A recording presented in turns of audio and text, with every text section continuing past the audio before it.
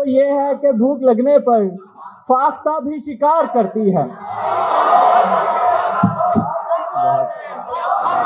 अगले नौजवान शायर जनाब हसीब अली से इल्तमास गुजार हैं कि वो आएँ और अपनी गज़ल अता करें।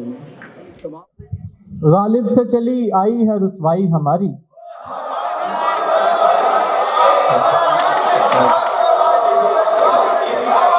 बहुत शुक्रिया।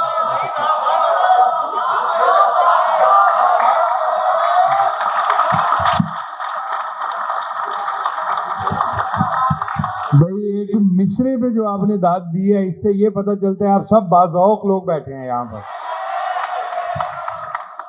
गालिब से चली आई है रुसवाई हमारी, इस इश्क ने कर रखी है पसपाई हमारी।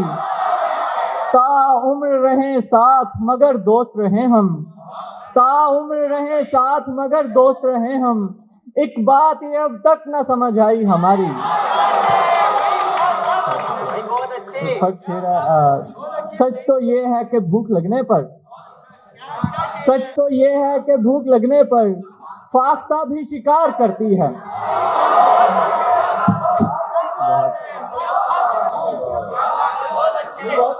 बहुत शुक्रिया। जब दश्ते तमन्ना में किया खूब तमाशा, जब दश्ते तमन्ना में किया खूब तमाशा, फिर नाम से मेरे हुआ मंसूब तमाशा। मैंने ये कहा हुक्म करें क्या मैं करूं हुक्म, उसने ये कहा मुझको है मतलूब तमाशा।